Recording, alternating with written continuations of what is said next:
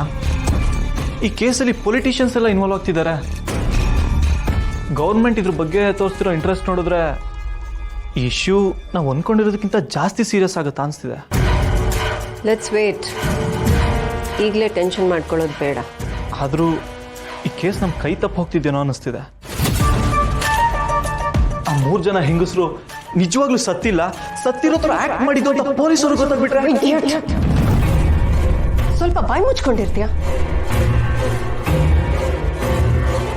ಇಲ್ಲಿರೋ ಗೋಡೆಗೂ ಕಿವಿ ಬಂದಿರುತ್ತೆ. ಎಷ್ಟು ಓಪನ್ ಆಗಿ ಹೇಳ್ತಿದ್ಯಾ? ಸ್ವಲ್ಪನೂ ಪರಿಜ್ಞಾನ ಇಲ್ವಾ?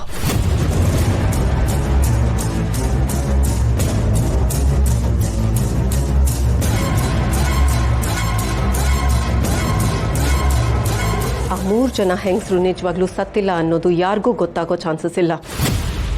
ಈಗ ಅವ್ರು ಎಲ್ಲಿದ್ದಾರೆ? ನಾನು ಫೇಕ್ ಪೋಸ್ಟ್ ಮಾರ್ಟಮ್ ರಿಪೋರ್ಟ್ನ ರೆಡಿ ಮಾಡಿ ಪೊಲೀಸಿಗೆ ಕೊಟ್ಟಾಗಿದೆ. ಸತ್ತಿರೋ ಫೇಕ್ ಬಾಡಿನ ಅವ್ರ ಫ್ಯಾಮಿಲಿಯವ್ರು ತೊಗೊಂಡೋಗೋ ಥರ ಮಾಡಿದ್ದೀನಿ. ಎಲ್ಲರೂ ಔಟ್ ಆಫ್ ಸ್ಟೇಷನ್ ಹೋಗೋದಕ್ಕೆ ಅರೇಂಜ್ಮೆಂಟ್ಸ್ ಆಗಿದೆ. ಇನ್ಮೇಲೆ ಅವ್ರು ಇಲ್ಲಿರೋದೇ ಇಲ್ಲ. We can't take any risk. ಅಣ್ಣ ಕ್ಲಿಯರ್ಲಿ ಹೇಳಿದ್ದಾನೆ, ಆ 3 ಜನ ಹೆಂಗಸರು ಯಾವ ಕಾರಣಕ್ಕೂ ಎಲ್ಲೂ ಕಾಣಿಸ್ಕೋಬಾರ್ದು ಅಂತ. ಹಾಗಾಗಬೇಕು ಅಂದರೆ ಏನು ಮಾಡಬೇಕು ಅಂತ ಗೊತ್ತಲ್ಲ. ಏನು ಮಾಡಬೇಕು ಅಂತ ಗೊತ್ತಾಗ್ತಿಲ್ಲ ಮೇಡಮ್.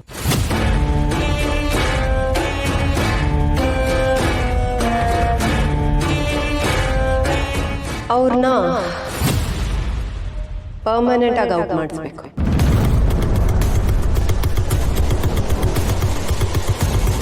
ವಾಟ್? ಎಸ್, ನಮಗಿರೋದು ಅದೊಂದೇ ದಾರಿ.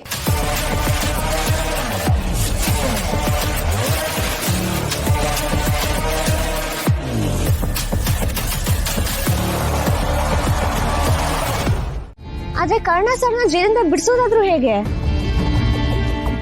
ಅದಕ್ಕಿರೋದು ಒಂದೇ ದಾರಿ.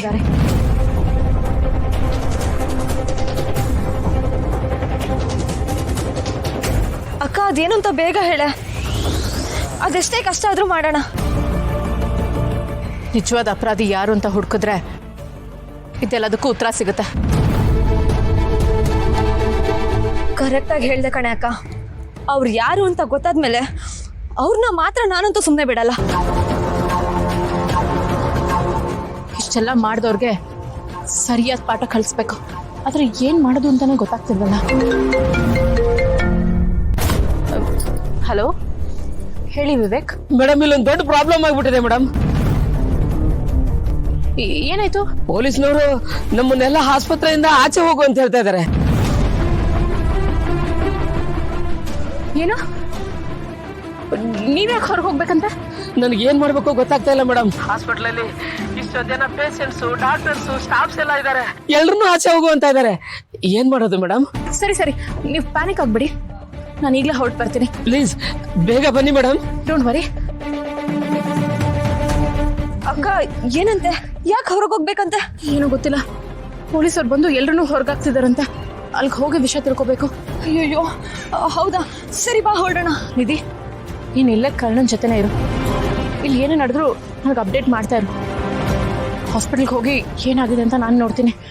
ಇಲ್ಲಿ ಸಿಚುವೇಶನ್ ಹ್ಯಾಂಡಲ್ ಮಾಡೋಕ್ಕೆ ಒಬ್ರು ಇರಲೇಬೇಕಲ್ಲ. ಸರಿ ಅಕ್ಕ. ರಿಯಾ, ನೀನು ಅಕ್ಕನ ಜೊತೆ ಹೋಗು. ಇಂಥ ಟೈಮಲ್ಲಿ ಅವಳು ತುಂಬ ಓಡಾಡೋದು ಒಳ್ಳೇದಲ್ಲ. ಡೋಂಟ್ ವರಿ, ನಾನು ನಿತ್ಯ ಮೇಡಮ್ ಜೊತೆನೇ ಇರ್ತೀನಿ. ಹುಷಾರಕ್ಕ, ಜಾಸ್ತಿ ಸ್ಟ್ರೆಸ್ ಮಾಡ್ಕೊಂಬೇಡ. ನೀನು ಹುಷಾರು. ಹೋಗಿ ಬರ್ತೀನಿ. ಬೆಳಗ್ಗೆಯಿಂದ ಏನಾಗ್ತಿದೆ, ಯಾಕೆ ಹೀಗೆಲ್ಲ ಆಗ್ತಿದೆ ಒಂದು ಅರ್ಥ ಆಗ್ತಿಲ್ಲ. ಯಾಕೆ ಕೃಷ್ಣ, ಯಾಕೆ ಕರ್ಣ ಸರ್ಗೆ ಕಷ್ಟದ ಮೇಲೆ ಕಷ್ಟ ಕೊಡ್ತಿದ್ಯಾ?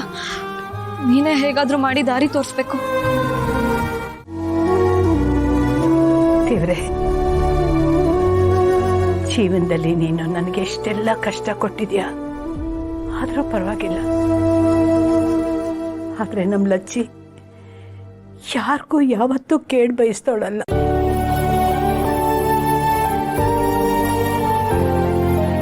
ತನ್ನ ಒಳಗಡೆ ಎಷ್ಟೇ ನೋವಿದ್ರು ತಾನು ನಗ್ನಗ್ತಾ ಬೇರೆಯವ್ರನ್ನೂ ನಗಿಸ್ತಾ ಸಂತೋಷವಾಗಿ ಓಡಾಡ್ಕೊಂಡಿರ್ತಾಳೆ. ಅಂಥವಳು ಇವತ್ತು ಈ ಪರಿಸ್ಥಿತಿಯಲ್ಲಿ ಮಲಗಿರೋದನ್ನ ನನ್ನ ಕೈಯಲ್ಲಿ ನೋಡೋಕ್ಕಾಗ್ತಿಲ್ಲಪ್ಪ, ಆಗ್ತಾ ಇಲ್ಲ.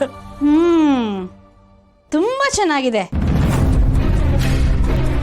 ಕಲ್ಲು ಎಸೆಯೋದಂತೆ, ಆಮೇಲೆ ಗಾಜು ಚೂರ್ ಚೂರ್ ಆಗೋಯ್ತು ಅಂತ ಹತ್ಕೊಂಡು ಕೂತ್ಕೊಳ್ಳೋದಂತೆ. ಒಬ್ಬೊಬ್ಬೊಬ್ಬೊಬ್ಬಾ, ಎಷ್ಟು ಚೆನ್ನಾಗಿ ಡ್ರಾಮಾ ಕಂಪನಿ ಓಪನ್ ಮಾಡ್ಕೊಂಡು ಕೂತ್ಕೊಂಡಿದ್ದೀರಲ್ಲ. ಅಜ್ಜಿ, ನಿಮ್ಮಲ್ಲೆಲ್ಲ ಮಣಿ ಮೊಮ್ಮಕ್ಕಳು ಸೂಪರ್ ಸೂಪರ್.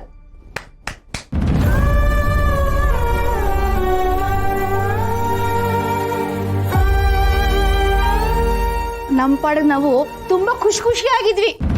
ನೀವು ಬಂದ್ಮೇಲೆ ಎಲ್ಲ ಎಕ್ಕುಟ್ಟು ಹೋಗಿರೋದು. ಸುಮತಿ, ಇಂಥ ಹೊತ್ತಲ್ಲಿ ಮಾತೆಲ್ಲ ಬೇಕಾ? ಮೊದಲು ಅತ್ತೆ ಹುಷಾರಾಗ್ಲಿ. ದಯವಿಟ್ಟು ಈ ಕೊಂಕ್ ಮಾತುಗಳನ್ನೆಲ್ಲ ಆಡಬೇಡ. ಅಕ್ಕಯ್ಯ, ನನ್ಗಿಲ್ಲಿ ಫಿಲ್ಟರ್ ಇಲ್ಲ. ಇರೋದನ್ನ ಇದ್ದಂಗೆ ಹೇಳೋರು ಯಾವಾಗ್ಲೂ ಕೆಟ್ಟವ್ರಂತೆ. ನಾವು ಹುಟ್ಟಿರೋದೇ ಡ್ರಾಮಾ ಮಾಡೋಕೆ. ಅಮ್ಮ, ನೀವು ಬೇಜಾರು ಮಾಡ್ಕೋಬೇಡಿ ಅಮ್ಮ.